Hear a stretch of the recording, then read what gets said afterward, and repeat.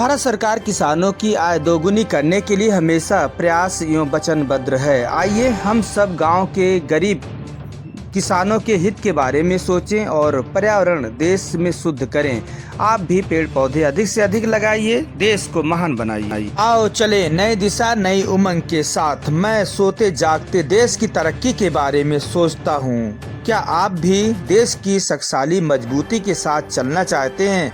तो आइए देश के फौजियों को नमन सलूट अभिनंदन करते हैं। यह देश की रक्षा सुरक्षा करने वाले फौजियों को समर्पित है।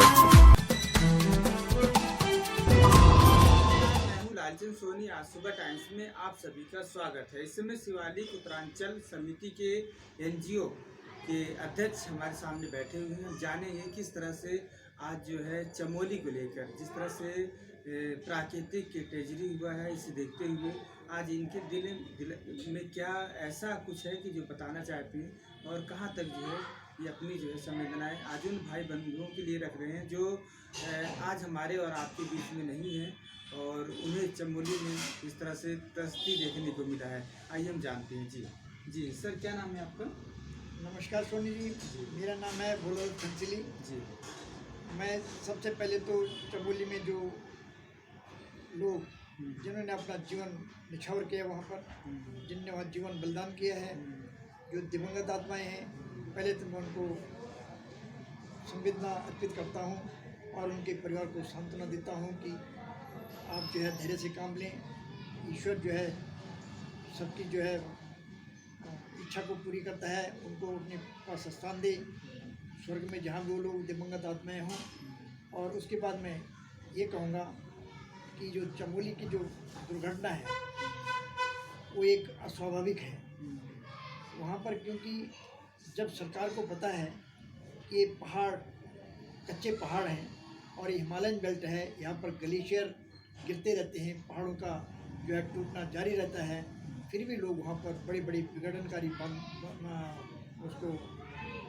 बांधों को बनाकर अपने फ़ायदे के लिए, बड़े बड़े लोगों के फ़ायदे के लिए उसका गठन करती है, उसको बनाती है। और जैसे टेहरी डैम है, चलो टेहरी डैम तो हिमालयन बेल्ट से काफ़ी दूर है और उससे इतना विनाशकारी हिसाब किताब नहीं बन सकता, लेकिन ऊपर जो उन्होंने बनाया है ये नंदा देवी पर्वत के नीचे जो अभी ये घटना घटी है, इसकी एक विभत्सता बताऊंगा मैं, क्योंकि वहाँ पर 2 डैम भी बन रहे थे और वो जो दो डैम बने हैं, एक डैम तो कह रहे हैं कि हमने सुना है, जैसे कि अखबार बोलते हैं, न्यूज़ रीडर जैसे कि न्यूज़ें आती हैं उसमें कि एक 75% तक तैयार हो गया था और एक जो है अभी उसमें बनने वाला था। तो ये जो डैम बने हैं और इसके ऊपर जो ग्लेशियर का पहाड़ टूटा है, जो हिमखंड गिरा है और जिससे कि वहाँ पर तमाम दोनों डैम तो ख़त्म हुए, उनका तो विनाश हुआ ही है, लेकिन वहाँ पर जो मानव क्षति हुई है, जनहानि हुई है, वो एक असहनीय है। वहाँ कई लोग जो है विस्थापित हो गए हैं, कई लोगों की जानें चली गई हैं और ये उत्तराखंड सरकार और केंद्र सरकार या राज्य सरकार जो भी है, उत्तर प्रदेश या उत्तराखंड और जो भी केंद्र की है, एनटीपीसी वगैरह जो भी उसमें हैं एजेंसियां हैं, उनको इसमें पुनर्विचार करना चाहिए कि उस इलाके में ऐसे विनाशकारी डैम का निर्माण नहीं होना चाहिए। मैं ये कहता हूँ, मैं ये अपील करता हूँ सरकार से कि वहाँ छोटे छोटे डैम बनाए जाएँ और बहुत नदियों का वहाँ भरमार है, नदियों का उत्तराखंड भंडार है, वहाँ सैकड़ों नदियाँ हैं, उनमें छोटे छोटे डैम बना करके बिजली का जो है प्रोडक्शन किया जा सकता है और जो है वहाँ पर कई किस्म के रोजगार उपलब्ध हो सकते हैं। लेकिन हिमालयन बेल्ट ऊपर जो है जहाँ ग्लेशियर वगैरह का खतरा है, वहाँ पर बिल्कुल विनाशकारी डैमों का बनना बिल्कुल बंद किया जाए। पहले पर्यावरण जो है वो गवर्नमेंट को सचेत कर चुके हैं कि भाई ऐसे डैमों का वहाँ गठन न हो, ऐसे निर्माण न हो ऐसे डैमों का, क्योंकि उनको पता था जो है जो भूगर्भ वैज्ञानिक भी हैं, भूगर्भ वैज्ञानिक, उन्होंने भी सरकार को ये आगाह किया था कि ये विनाशकारी डैम मत बनाओ वहाँ पर, फिर भी गवर्नमेंट ने उनकी मानी और उसका जो है गवर्नमेंट ने जो है निर्माण शुरू कर दिया। अब वहाँ अलार्म लगाने का सिस्टम चल रहा है के लिए जो है, लेकिन वो कोई चीज़ मुझे लग रहा है कि कामयाब नहीं है। हाँ, क्योंकि अगर इस तरह तस्दी आती है हाँ तो जनता को पता लग जाएगा। क्योंकि वहाँ पर क्या है कि जब डैम बनते हैं तो उसके लिए कई टनलों का निर्माण होता है वो टनल जैसे एक टनल अभी जो है उसमें कई जो है मिलियन टन के हिसाब से उसमें मलबा भर गया, उसमें 35-40 आदमी पीछे टनल में फंस गए, वो निकल नहीं पाए, है ना। गवर्नमेंट जो है उनको निकाल नहीं पाई। तो ऐसे जो है कई बार जो है बड़ी ट्रेजिडी हो जाती है। और गवर्नमेंट के लिए जो जाने गई वो जाने तो गई, उसके बाद उनको कंपनसेट करना पड़ता है, मुआवजा देना पड़ता है, और कई चीज़ की वो होती है। कई जो है जिनका पता ही नहीं चलता, उनको परिवार ऐसे रह जाते हैं। जैसे अभी जो है कई तो गांव ऐसे हैं कि जिनका जो है आजकल भी जो है लिंक टूट गया है, संपर्क कट गया है जिनका, और संपर्क करने की वजह से वहाँ रसद भी नहीं पहुँच रही है उनके लिए, तो कितनी परेशानी होगी गवर्नमेंट के लिए। तो ऐसे ही विनाशकारी डैमों का निर्माण रोकना चाहिए और छोटे छोटे डैमों का निर्माण करना चाहिए। सरकार और केंद्र को क्या सहायता करना चाहिए उन तस्वीर जो आज हमारे भाई बंधु नहीं रहे, और आप खास तौर से उन्हीं से बिलोंग करती हैं, तो क्या मांग करती हैं, कितनी सहायता करना चाहिए, कैसी सहायता करनी चाहिए? और सरकार भी 24 घंटा वो जो है कर्मचारी वहाँ लगे हुए हैं, रात दिन लगे हुए हैं। जी। ऐसा है कि जो सरकार जो सहायता दे रही है, सुना है अभी जो जैसे हमने समाचार पत्रों के माध्यम से सूचित किया गवर्नमेंट ने कि वहाँ पर 4 लाख रुपया राज्य सरकार देगी और 2 लाख केंद्र देगी। लेकिन आज के इस समय में इस जो है इस दौर में, जबकि महंगाई का इतना दौर है, बड़े बड़े लोग अरबों रुपए का घोटाला कर रहे हैं, खा रहे हैं, मौज कर रहे हैं, मंत्री लोग या एमएलए या एमपी जो है जो मौज कर रहे हैं, तो दिवंगत आत्मा है उनको श्रद्धांजलि अर्पित करता हूँ। और जो रह गए हैं उनके जो है ये कामना करता हूँ कि जहाँ भी रहें सुरक्षित रहें और सरकार उनका ख्याल रखें। ये मेरी उनके साथ शुभकामना है। और हम अगर कभी वहाँ उनके लिए कुछ कर सकें, उनके लिए उनके गांव के लिए कोई वृक्षारोपण, फलोद्यान या कोई उनको कोई जो है सामाजिक रूप से कोई और जो है कपड़े सपड़े वगैरह उपलब्ध कराने हों तो हम वो भी प्रयास करेंगे। तो मेरी उन लोगों के साथ तो देखिए क्वेश्चन और करेंगे, केदारनाथ में जिस तरह 2013 में आया, क्या उससे बड़ा उस राज्य से बड़ा नहीं है। इसमें तो मेरे ख्याल से ऐसा है कि कई लोगों का लापता होना, गवर्नमेंट ने उसमें तो मैं कहूँगा कि गवर्नमेंट की कई लापरवाही हैं उसमें। लेकिन क्या है कि आजकल कोई उजागर नहीं करता।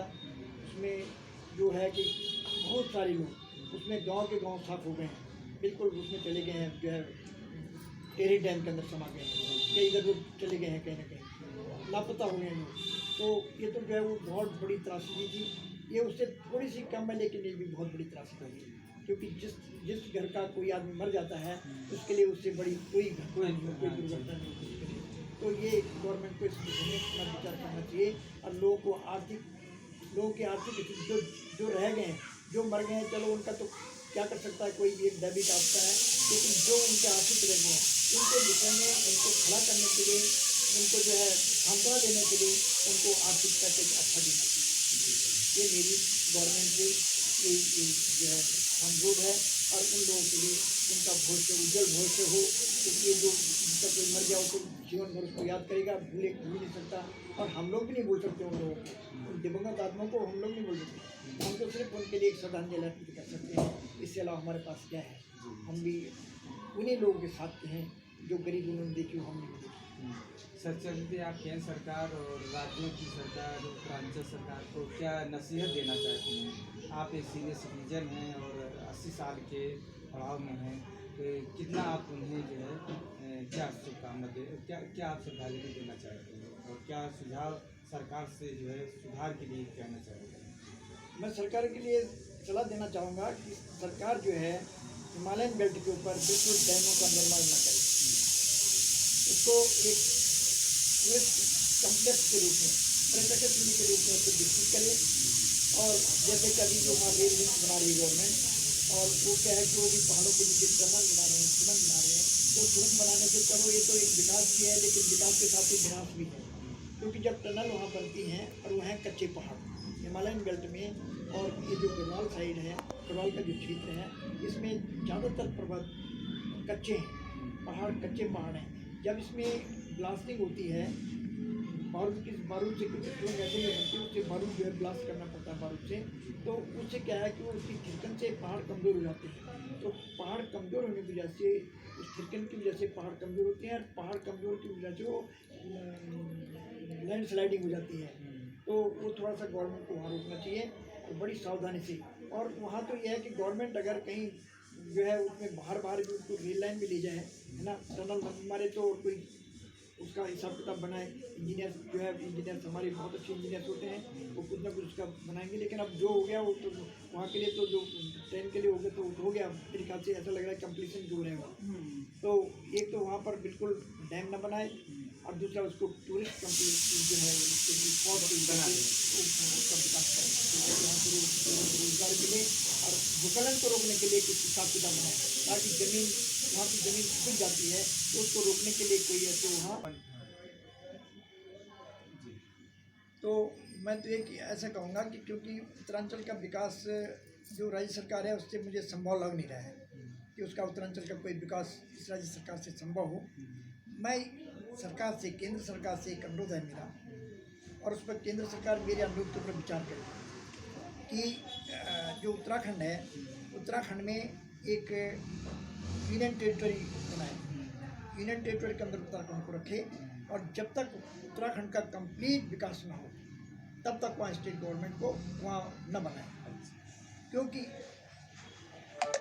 स्टेट गवर्नमेंट में बंदरबाट होती है। जितना बजट केंद्र से जाता है तो सब जो है, जो MLAs हैं या मंत्री परिषद है, उनका मंत्री लोग हैं या जो ब्यूरोक्रेट्स हैं, वो सब जो है उसको फंड का मिसयूज करके, और जो ग्राउंड लेवल में जो विकास होना चाहिए था वो बिल्कुल जीरो होता है। वहाँ अगर पीछे हमारे प्रधानमंत्री ने बोला है, राजीव गांधी जी ने, कि भाई वहाँ अगर हम 1 रुपया भेजते हैं तो वहाँ जो है 1 आना लगता है, 1 पैसा लगता है। तो बिल्कुल वो चरित्रार्थ है वहाँ पर कि ऐसे होता है। तो जब वहाँ फंडिंग में लगेगा कहीं से, एक रोड मात्र के विकास से क्या होता है, जब वहाँ पर और अन्य विकास कई हैं, जैसे वहाँ पर बांध की है, फल उद्यान है, कृषि है, भेड़ पालन है, और जो है मधुमक्खी पालन है, और कई और जो है मत्स्य पालन है, कई किस्म के रोजगार वहाँ पर उपलब्ध हैं। स्मॉल स्केल है वहाँ पर, टोकरी बनाने का काम है, दूसरी है ना वुड वर्क है, कई चीज़ें हैं। तो जब तक गवर्नमेंट वो काम वहाँ पर करेगी नहीं, और ये तभी संभव है जबकि ये उत्तराखंड यूटी के अंडर रहे, ये तभी संभव है। मेरी केंद्र सरकार से ये करबद्ध प्रार्थना है कि भाई केंद्र सरकार को यूटी के रूप में रखे, और ये जो है जो मौन रख के उनको श्रद्धांजलि अर्पित करते हैं। मैं अपनी सभी संस्था के लोगों से भी, जहाँ जहाँ मेरे को सुन रहे हों, उनसे भी अनुरोध करूँगा कि 2 मिनट का मौन रखें। नमस्कार दोस्तों, मेरे चैनल को सब्सक्राइब, लाइक करें और आइकॉन को जरूर दबाएं ताकि आने वाले वीडियो को आपको नोटिफिकेशन मिल जाए। धन्यवाद।